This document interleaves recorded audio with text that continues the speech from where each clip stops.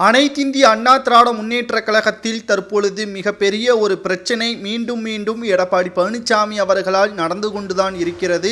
அதிமுகவின் தலைமை பொறுப்பை செங்கோட்டையன் அவர்களிடம் ஒப்படைக்க வேண்டும் என்று மாவட்ட செயலாளர்கள் தற்பொழுது செங்கோட்டையன் அவர்களிடமே சென்று தங்களது ஆதரவுகளையும் தெரிவித்துள்ளனர். மேலும் மெஜாரிட்டியின் அடிப்படையில் பொதுச் செயலாளர் பதவியிலிருந்து எடப்பாடி பழனிசாமியை நீக்க வேண்டும் என்பதற்கேற்ப தென் மாவட்ட நிர்வாகிகள் தற்பொழுது அதிமுக அலுவலகத்தில் சூழ்ந்துள்ளனர். குறிப்பாக முன்னாள் அமைச்சர்கள் அனைவரையும் விட எடப்பாடி பழனிசாமி அவர்கள் ஜூனியர் தான், சீனியர் என்ற முறையில் செங்கோட்டையன் அவர்களுக்கு அனைத்து தகுதிகளும் இருக்கிறது. அன்று சசிகலா அவர்கள் பன்னீர்செல்வம் அவர்களிடம் இருந்து முதல்வர் பதவியை பறித்ததற்கு பிறகு எடப்பாடி பழனிசாமி அவர்களது கையில் போவதை விட செங்கோட்டையன் அவர்களது கையில்தான் முதல்வர் பதவி கிடைக்கும் என்று பல அமைச்சர்களும் எதிர்பார்த்தார்கள்.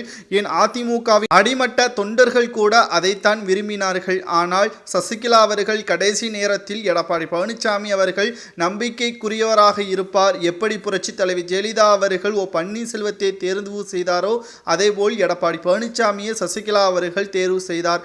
ஆனால் புரட்சி தலைவி ஜெயலலிதா அவர்களது சிந்தனையும் செயலாற்றவும் திறனும் வேற, ஆனால் சசிகலா அவர்களது சிந்தனையும் செயலாற்றக்கூடிய திறனும் வேறு என்பதற்கேற்பதான் சசிகலா அவர்கள் சிறைக்கு சென்ற உடனே அனைத்திந்திய அண்ணா திராவிட முன்னேற்ற கழகத்தில் இருந்து சசிகலா அவர்களையும் டிடிவி தினகரனையும் அடியோடு கட்சியிலிருந்து நீக்கினார். இது சசிகலா அவர்களே அதிர்ச்சி அடையும் வகையில்தான் அப்பொழுது இந்த சம்பவம் பேசும் பொருளாக மாறியது.